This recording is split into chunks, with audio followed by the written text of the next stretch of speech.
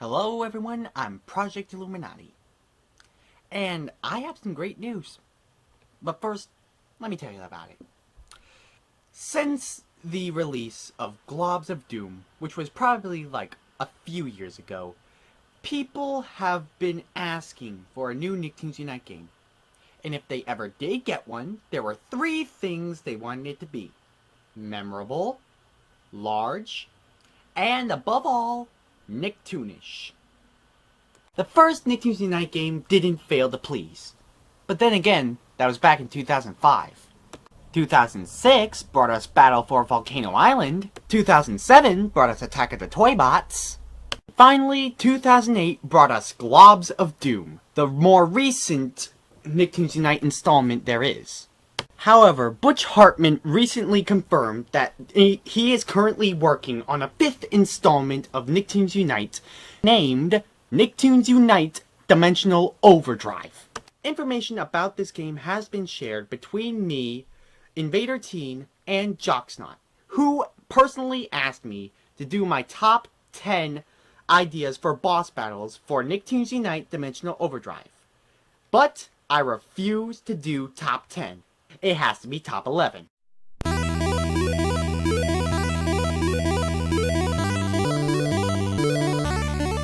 Number 11. Hawkmoth from Miraculous. Now granted, I don't know anything about this character, but my sister watches the show and Miraculous was confirmed for the game, so I figured I might as well take a peek from behind her back. From what I can gather, Hawkmoth is this low on the list because all he does is create villains that try and steal the Miraculous, which is pretty much a pair of spotted earrings and a black ring. Maybe he's opening up a jewelry store, I don't know. My best guess is for this boss battle, Hawkmoth could use some sort of moth powers to fight the heroes, but that's pretty much all he got because of the name.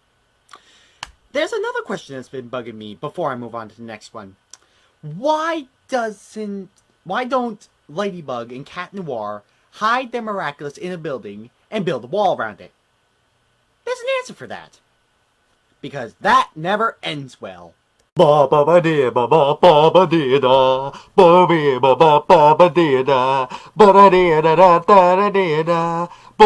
number 10. Rattlesnake Jake from Rango.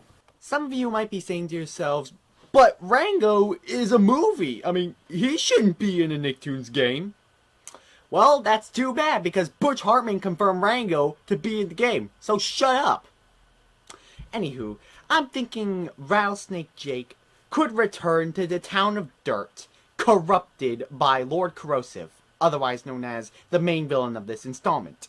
So I'm thinking he has a shotgun tail, or is it a machine gun tail? I can never tell. But he has this tail that can shoot bullets at the enemy. He can also, like, coil around the player and throw him on the ground, you know, kind of like John Cena!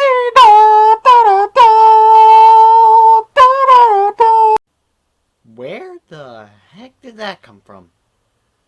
I don't know, but anyway, after you defeat Rattlesnake Jake, he's kind of like, I tip my hat to you, heroes. I wish you luck on your quest to feed that big ghost who done turned me into a puppet. Well, he is really dangerous, and he'd make a good boss, but there are better bosses, so that's why he's, like, over Hawkmoth on this list. Rattlesnake Jake really is dangerous. Thank God there are no snakes like him in real life. Oh, look, a little rattlesnake.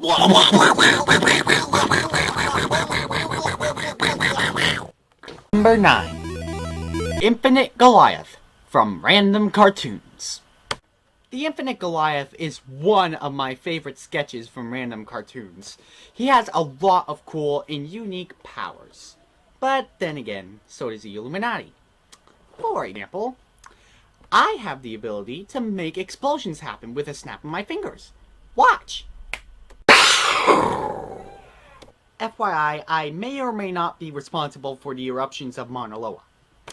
But all the same, the Infinite Goliath could be corrupted by Lord Corrosive just like Rattlesnake Jake.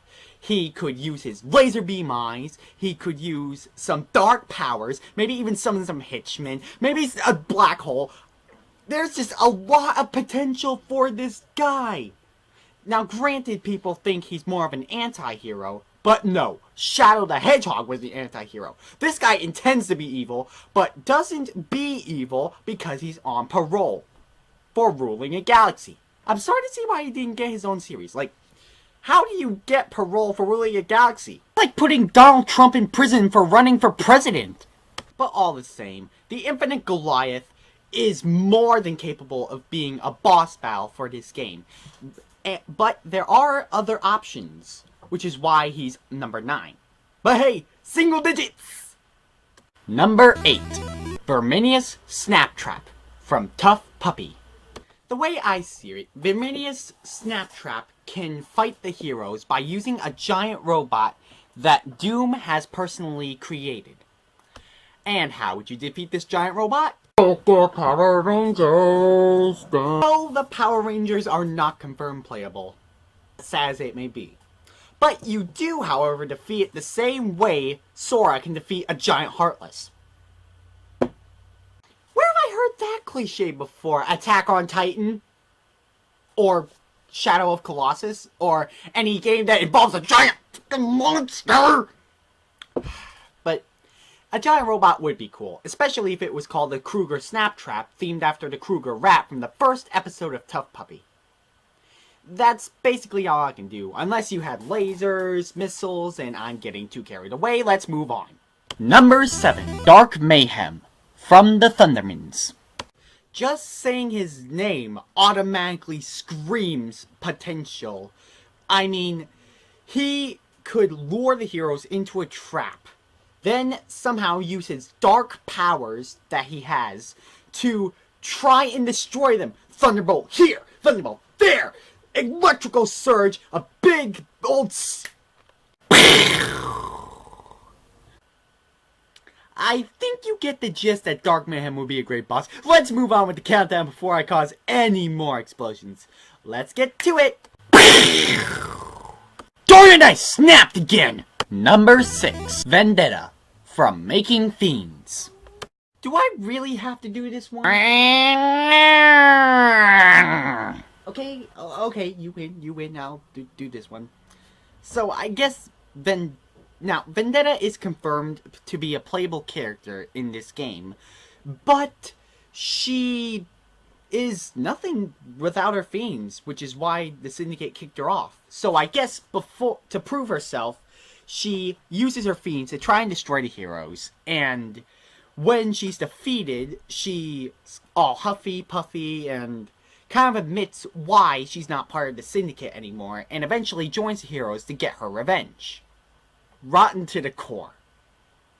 Oh no. No. Are you gotta be kidding me! Number 5. Kyle from Fanboy and Chum Chum. Much like Vendetta, except for the whole Syndicate part, Kyle could be on his way to destroy Fanboy and Chum Chum when the heroes come around, and then you're suddenly in a boss battle with a kid who can use dark magic. After he's defeated, he suddenly hears about Lord Corrosive's plan to take over the entire universe, and that's when he decides to help the heroes, because if anyone's going to take over the universe, it should be Kyle. It's kind of like that thing. I say Kyle should be a boss battle because in the first episode he appears, which might as well be the first episode of Fanboy and Chum Chum, he tries to destroy Fanboy. He's so dark, he actually goes to try and destroy Fanboy. I mean, when you really think about it, he's kind of like Squidward if you gave him magic powers. I mean, really, think about it. Here's Squidward. Here's some magic powers. Kyle. Number 4. King Rabbid from Rabbids Invasion. Now, I'm not sure whether or not this guy ever appeared in the series. I'm not even sure of his real name, which is why I called him King Rabbid. But my best guess is, during a trip to the world of Rabbids Invasion, the heroes come across the Raving Rabbids, but for some reason they attack, which is unnormal, and then it's learned that the King Rabbid under the control of Lord Corrosive, is commanding the rabbits to take over the planet, as if that's never been done. Right, Rayman? Oh yeah.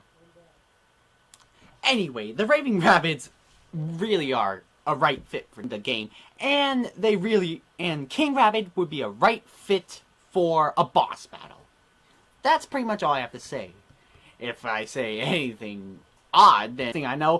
Blah, blah. Number 3. The Headless Horseman from Are You Afraid of the Dark? The Headless Horseman is one of my favorite monsters of all time. Nothing comes close. He is one of the coolest things I've ever seen. And which makes my favorite episode of Are You Afraid of the Dark is the episode that he started, Tale of the Midnight Ride. It's when he returns to Sleepy Hollow because someone affected the story. And I'm thinking that in the game, he could have one of the Dimensions shards that the heroes are looking for. And he could attack them with his horse, he could attack them with his sword, he could attack them with a fiery pumpkin. There is so much potential for this monster guy, I can't even keep up. He is that freaking cool. There is no excuse for him not to be in this game. If he's not in this game, I might as well lose my head. Sorry about the pun. Number 2. Invader Tak from Invader Zim. Invader Tak has already been confirmed to be a boss in this game, but I just want to give out some ideas. Maybe she could use her pack to have spider legs, throw some missiles, maybe pack some punches with giant robot arms, or spawn some robot henchmen. But what I really want to see is this if the game gets an Xbox release. But I don't see that happening unless Lord Corrosive somehow made a time paradox. If that happened, then who knows what would happen. I mean, I'd like to see that thing return. Maybe use some electrical powers, but the only question is, how are you going to defeat it? The only reason Frankie could defeat it is because she used her spark. And she's not going to use her spark for this game, I can tell you that much. But how are they going to defeat this monster if she doesn't? It'd be like trying to kill a Colossus with a bag of marshmallows. And I did that last summer. Don't ask, don't tell. It's a long story. But, nonetheless, let's move on. And the number 1 choice for the boss battles for this game is Pariah Dark from Danny Phantom. Let's make an assumption that Lord Corrosive's plan this entire time was to revive his father so he could rule the entire multiverse. Yeah, you heard me right. Pariah Dark is confirmed to be the father of Lord Corrosive. The main antagonist of the game is the son of the king of all ghosts. There's so much potential for this. You could have a ghost army. You could have giant ghost guardians. Maybe even some shadows of the foes you've already faced for one second to last boss battle. It could be that awesome. It is that much potential. Pariah Dark has the most potential to be a boss in this game, and that is why he's number 1 on this list. Do you agree with my list? Do you have any suggestions? Leave them in the comments below. And I'd like to give 2 special thanks. Number 1 to Jocksnot for suggesting this idea. He has a fanfiction page on fanfiction.net. It's Jocksnot 2.0. Be sure to check him out. And a second thanks to Invader Teen for inspiring me to release the Nicktoons fanboy inside of me. Invader Teen has a fanfiction as well. He has a few of them. Go see Invader Teen 18 on fanfiction.net to check him out. And Invader Teen also has a YouTube page. It's called Master Pasta. Be sure to like or subscribe to his videos. And if you want, and I'm thinking about creating a game discussion series on this channel. If you want me to do that, then leave it in the comments below. Until then, this is Project Illuminati, signing out.